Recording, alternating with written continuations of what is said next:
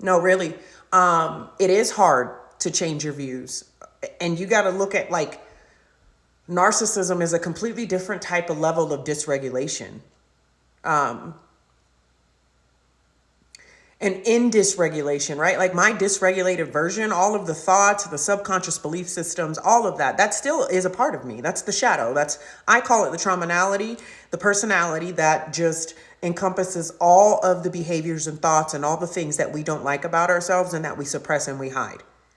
I call that the traumality, right? So that's technically the dysregulated self, if you will, because it holds all of the negative behaviors and thoughts. Mine still is there. Like mine is still a thing. As you heal, and I have done tons of healing work for a very, very long time, actually. But like when it comes specifically to nervous system regulation and energy for the past year, like consistently, every day, extended amounts of time throughout the day, the dysregulated self doesn't go away, right? And if the mindset was what that mind is like, that narcissistic mindset, it's only 1% heal. So the fact that they're in therapy and literally listening, being open to listen to you and teaching the breathing exercises, because that's where you get the limbic, okay? That's really good that you're doing this with this person. And I'm so excited that you're able to still kind of do that together. You don't have to like be together, but you're there, right? Because everybody needs somebody. That is facts, okay?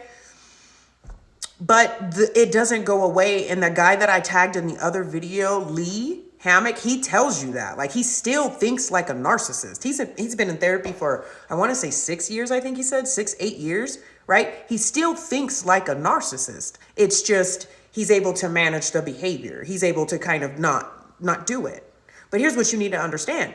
Stress, chronic stress, stressful environments, stressful experiences, stressful times in life trigger the dysregulated self to the surface. When I had my wrist surgery, I was healing and doing all of my work. My best friend comes, I have the surgery, and I instantly wanted the cigarettes. I was talking real different.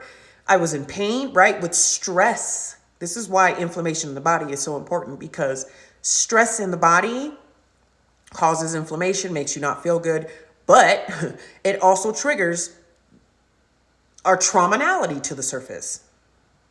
So he's right. To be narcissistic and try to manage that is like, is like a heroin addict or something of that level, and then them quitting cold turkey and then just being like, I'm good. That's just not a thing. And when it comes to trauma and understanding narcissism, one of the main things people need to understand, not just narcissism, with any psychological disorder, is that I have CPTSD, I have tons of shit, right?